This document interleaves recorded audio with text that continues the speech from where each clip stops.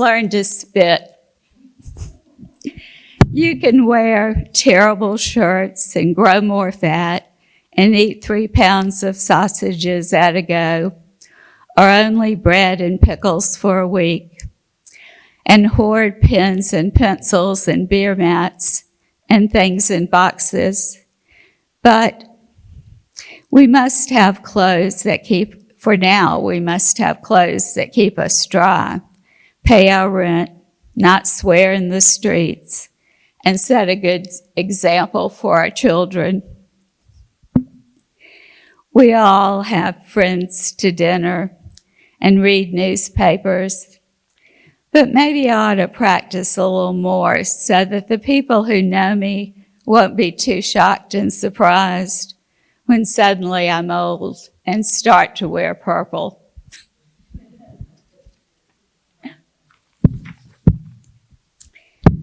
I have organized this according to stages in faith. And my first stage is called How Firm a Foundation. Growing up at Trinity was a pleasure and a joy. It was a huge spiritual gift to be instructed in a Christianity of love and acceptance. There wasn't any hellfire and brimstone. None of us were in the hands of an angry God, nor was there an emphasis on sin and hell. There wasn't any absurd beliefs that I had to emotionally fight with and overcome to become a mainstream Christian, but rather the theology of Paul Tillich. The emphasis of that was on the non-confining greatness of God. That background gave rise to a firm ethical and moral foundation. It didn't mean that I would behave, and I haven't. But I've asked for forgiveness and received it. I knew good from bad and right from wrong. If I faltered, I never feared repercussions from the God of love. We heard Allison say that integrating Trinity Church and school was the easiest decision of his ministry.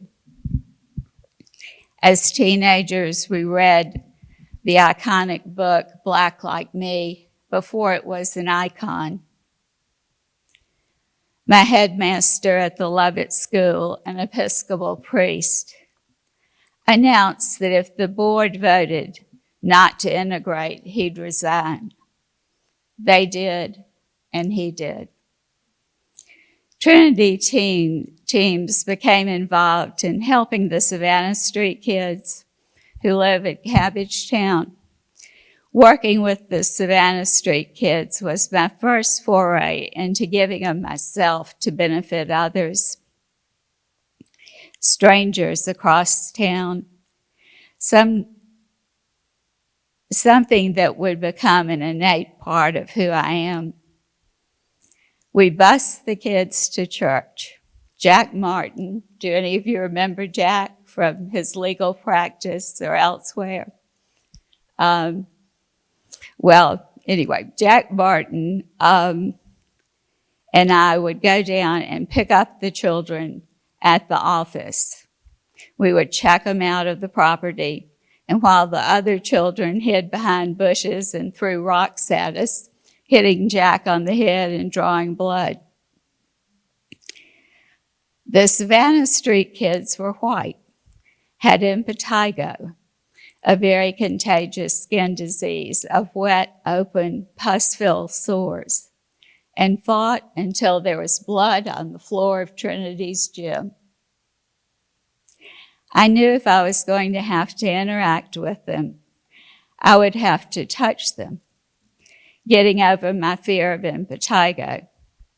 I accepted the risk and grew in spirit. While I was living in Highlands, North Carolina, I'd run into George Johnson every now and then, a wonderful man. And he was telling me that he and Ray McPhail had done philanthropy in Africa, and they had learned one very interesting fact, and that was that there is genius in all populations. I had another friend in Highland, a couple, who adopted a young man from Africa. He happened to be the chief's oldest son. And their church said, will you buy Abraham? I love that his name is Abraham. A winter coat. He doesn't have one. They said, we'll be glad to help out. So Abraham finished high school. Abraham said to my friends, want to go to college. Got into Cornell. Finished Cornell, said to my friends, I've been admitted to Oxford. Want to go to Oxford? And they said, apply for a scholarship, but we'll do what we can to help you. So you just never know. I think, so, if I join those who want to deny others opportunities, then I'd lose the benefit of their contributions to society. Stage 2, adulthood. He guided me. Allison cared about my spiritual path. He guided me. He saw this action as an obligation and a huge part of his ministry at Trinity.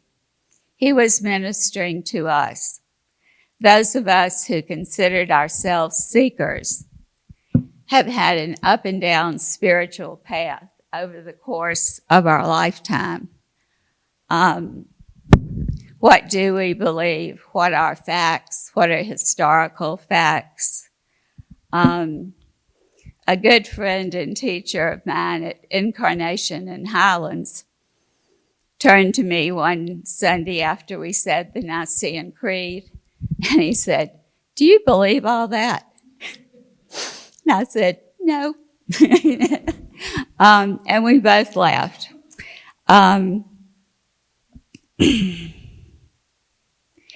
When I went through my first divorce, Jack Turner was my attorney and a member of Trinity. In his profound wisdom, he recommended 2 books, Man's Search for Meaning by and Eric Fromm's The Art of Loving. He told me there wouldn't be a jury of my peers, that was a given. I learned that divorce involves more emotions than a death in a family. This divorce left me a single parent living in a 2-bedroom basement apartment. I came to church with my daughter and spent the hour on the verge of tears. It seems to be a common reaction for women after a great loss. I changed churches and went to Peachtree Presbyterian, where Frank Harrington was the senior minister. He counseled me and gave me hope when that was exactly what I needed.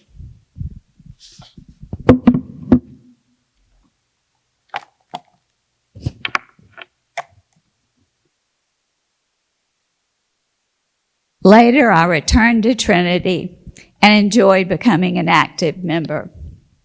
Stage 3 of my faith, walking with God in the valley of hell. In my early 50s and after many years of teaching, I retired and took up oil painting. I studied under Claudia Hartley, Alice Williams, and Mark Shatoff. I took courses at the Atlanta College of Art and had a one-woman show at Toulouse. It was the first time in my life that I was doing something to please me, and it was the most fun I'd ever had. It was who I am.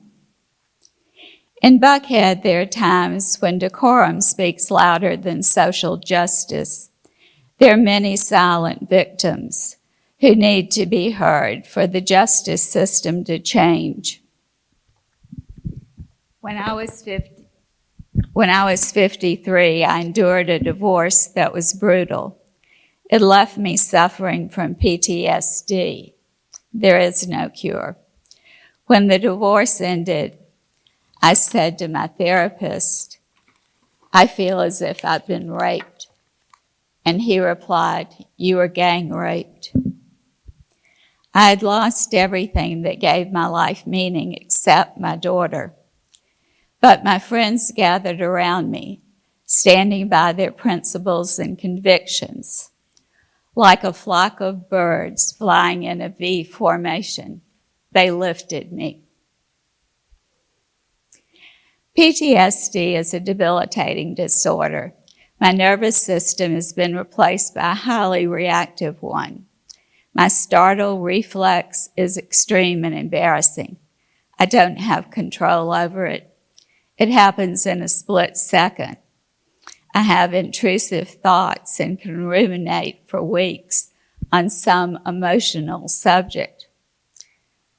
My PTSD nightmares are like movies with themes of not being able to find my way home and the devastation of life as I know it. After the divorce, I began to write about the experience. I entitled my book, "The Screaming Silence." My reason for writing it was simple.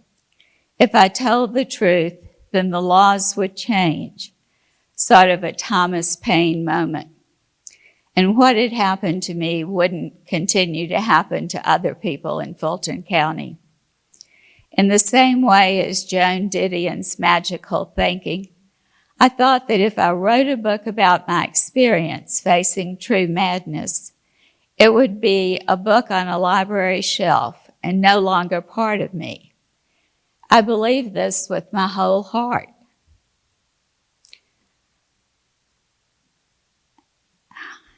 During the next 5 years, I wrote compulsively, and I read supportive spiritual books. Crystal Allen must have heard about me reading these books because she said, "You really must read Beyond Belief, the Gospel of Thomas." And she kept at me, "Have you read it? Have you read it? Have you read it?" And I did. And the book sent me down a different religious path, as the experience had been the impetus for her to write the book. It had sent her down a different religious path. Combining the history of antiquity with the Bible and theology. I found this fascinating. Reading the Gospel of Thomas gave me a gentler, kinder, more accurate take on early Christianity and its many sects and the books that were not canonized by the Catholic Church. After 5 years of living and writing in Beth and Bill Love's house on Rallman Road, I received the devastating phone call from the Brumley family office saying that everyone on their prop jet had been killed when their plane flew into Mount Kenya. I can recall that conversation verbatim, and I imagine I will for the rest of my life. A year later, I moved to Highlands, North Carolina. At that point, I felt my faith had been imprinted upon me. I wore it like a badge. It was much more than ideas flying around in my head. Stage 4, an Episcopalian at Incarnation in Highlands.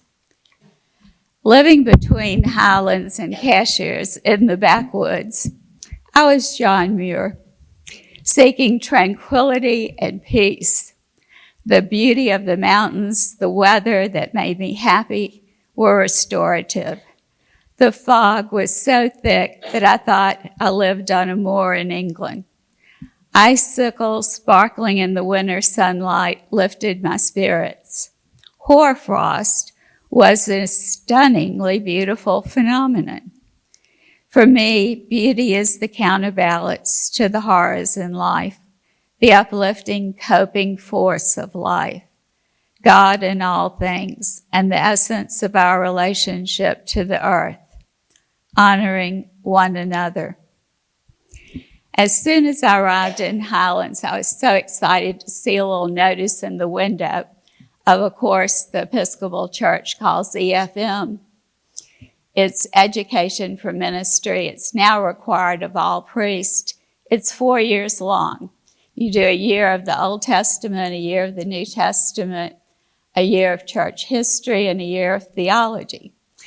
And it happened to be led by Linda Arnold, who mentioned to me 20 years later that she is Brannon Lassane's niece.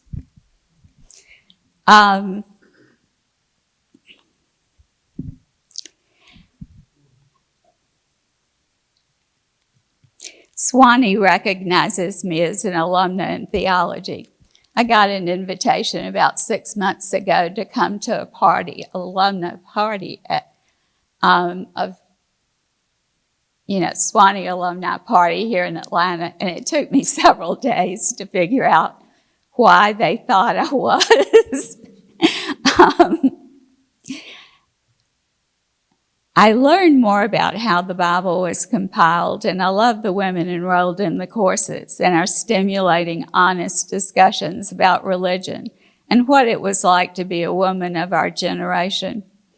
We listened to lectures by Amy Jill Levine, who is Jewish and an expert on the Old and New Testament. She sort of talks with her hands, and one of the things she said is that, Jews can have a really good discussion on what this one passage of the Bible means, and then they can have lunch together.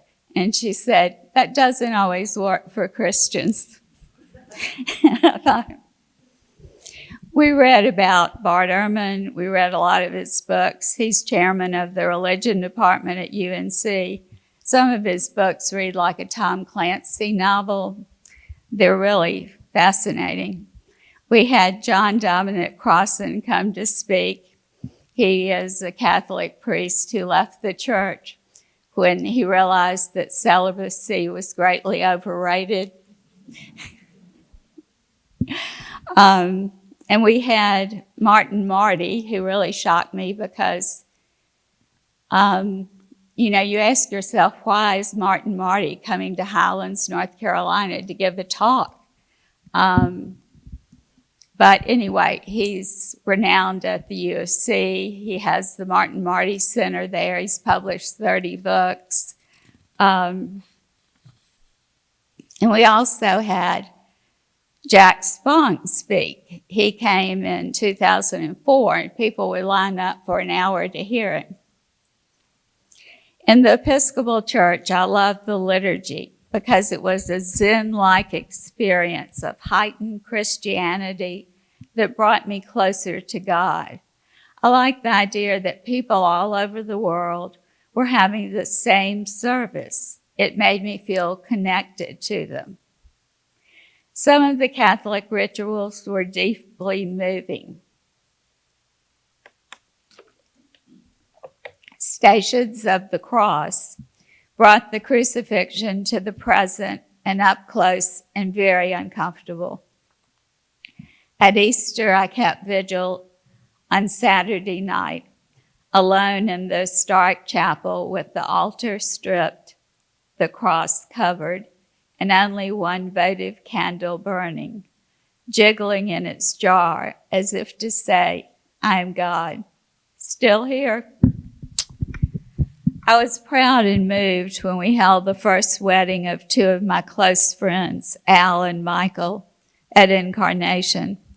It was the first gay wedding at an Episcopal church in North Carolina. When it ended, Alfred Kennedy and I were completely dissolved in tears. We left the service arm in arm, sort of supporting each other. There were tears for the world getting better, for each person being allowed to love freely, for human rights. On a lighter note, when the Archbishop of Canterbury came to give a sermon, I went to the Presbyterian church. I adored Hannah Coleman, longtime minister there. When we met, he looked at me and he said, "Are you a product of Allison?" And I said, I am. He gave one of those sermons that completely knocked it out of the ballpark. And when the service was over, I walked down the center aisle and I said, you know, I don't know what has made me so fortunate to have begun my faith journey with Allison Williams and to end it with you. And with that, he grabbed my head, tilted it down, kissed me on the top. Hunter's son is married to Stell Huey's daughter. So there's another Trinity connection. I bought a photograph of Hunter's because it was a photograph of the chapel window at Incarnation. And so it sort of combined my faith journey as a Presbyterian and as an Episcopalian.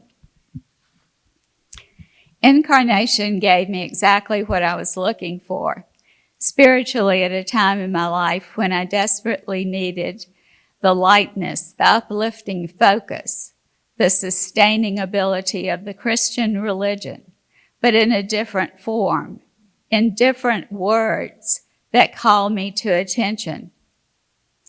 But it didn't come like a shower of rice, but from meaningful participation at church and in the nonprofits in Appalachia. Elderhood, the spiritual heart of faith. Spirituality takes me to different places in my mind. I found that forgiving another person can erase the hostility of years in a split second. I've attended a healing service to support my friends with cancer and been healed myself from the ramifications of that church. Recently, I was checking out at Ingalls and Cashiers. I asked the checker how she was, and she replied that she had finally paid off her medical bills from treatment for breast cancer. And I paused for a moment and thought how difficult that must have been for her. I thought about myself, and in my mind, I saw this little bubble with both of us in there sort of fighting to stay above it all. And she said, but I don't have any money for lunch. So I looked down in my wallet and I had a row of 20s. So I handed her one. And I said, have lunch on me, and walked away. And I think that's the kind of suffering that we are called as Christians to heal if we can.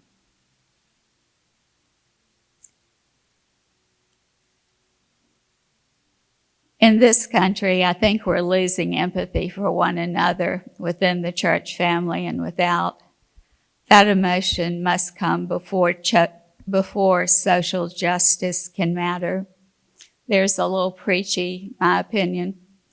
Returning to Trinity 2 years ago, I had the pleasure of leading the discussion in the Red Tent, a sacred group of women named for Anita Diamant's book. As Kitty told you, Helen Graham founded this over 25 years ago. It was a sacred place for women. I was in Highlands not too long ago, and my friend Linda said, I've got a couple of tickets to the Playhouse. You want to go? She said, I've already made arrangements for my friend Susan to come along with us. So we were sort of walking into the Playhouse, and I was saying, as you do, Susan, where are you from? You know, where do you live now? And we sat down, and I said, what was your maiden name? And she said, Hallam. And I said, I know exactly who you are. You are Helen Graham's sister. You are Pappy Hallam's daughter. And I'm teaching the Red Tent, and I really did get emotional. And sort of teared up and gave her a hug. The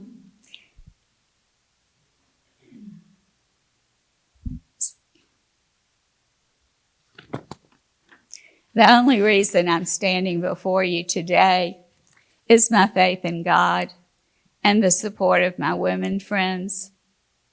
The suffering in my life has sent me to places I would never have gone otherwise, has spurred me to take on new ideas, think deeper about faith and justice, take action, travel onward. There have been several times when I had to separate my faith from my church. I found and lost my faith and found it again. I'm still a seeker. During my lifetime, I've seen the face of madness and greeted it with courage and compassion while God held my hand. I've lost most of what gave my life meaning, and God was there for me. He came to visit. I've been homeless, and God has provided. God is there. He is with you, and perhaps in you. He is the beauty of nature, and it is extraordinary. It's an honor and a privilege to stand before you today as one of Trinity's elders. I think Allison would have been proud. Happy Father's Day.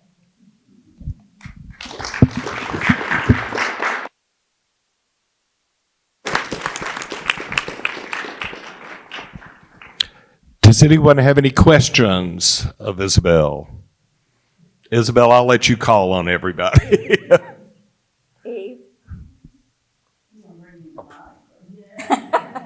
I knew there was another part to this.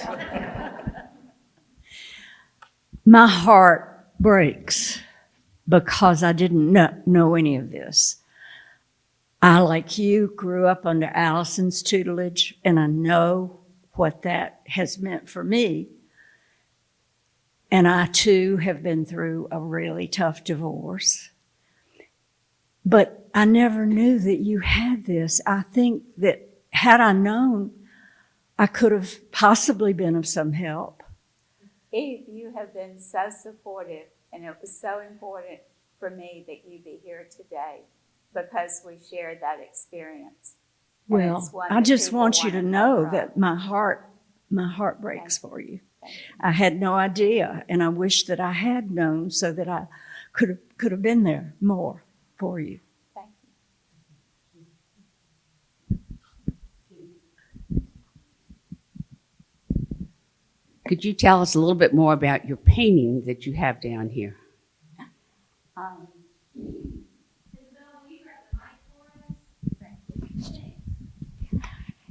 The painting I did a good while ago, but it was one of the more portable ones this morning, that I could grab and get here for you. It was a magazine cover, and I copied it. I love the lightness of it. I love the woman in her flowing dress. And interestingly enough, I had something happen in Highlands. The Bascom has a show once a year for members, and so we all took our artwork and displayed it. When I went to pick this one up, the woman said, a guy was here. He got off the phone. He had just found out that his wife's cancer was in remission, and then he saw your painting. And that was so meaningful that it could, complement his high and whatnot. And this is the book I wrote. When I moved to Highlands, I didn't go back to the Screaming Silence, although I want to finish it. This one's funny and light. It's about adopting 2 Schnauzer puppies. It's called Outnumbered. And I was. And you can buy it on Amazon.com. But it was great fun to write that book. And then this is beyond belief, the one that changed my religious path. And this is Elaine Pagel's Why Religion. I feel very attached to Elaine Pagels. I met her one night, and she had come to Incarnation to give a talk on the Nag Hammadi Fund. She had been one of the translators. She can read, Greek and Hebrew and whatnot. And I went up to her afterwards and I said, I just want to tell you what an important role you've had in my life. And thank you for that. And we got to talking, and she said something that I find interesting. She said, I was talking to Bart Ehrman the other day, and he said to me, Elaine, knowing all you know, how can you believe? And she said, I said to him, knowing all you know, how can you not believe? Isn't that great? And these are people who are at the top of their game as far as translators and, historians and whatnot. But Why Religion, the Red Ten also read before I came. And I listened to this book over and over and over. She and her husband lost their only child when he was about 5 years old. There was something the matter with his heart. And then within a year, her husband went out on a hiking trip and fell off the mountain and was killed. And I think it's really hard to absorb two great tragedies that come close together in your life. It takes a little longer to process them. Anybody else? Thank you, Isabel. Thank you, Jim. Thank you all for coming.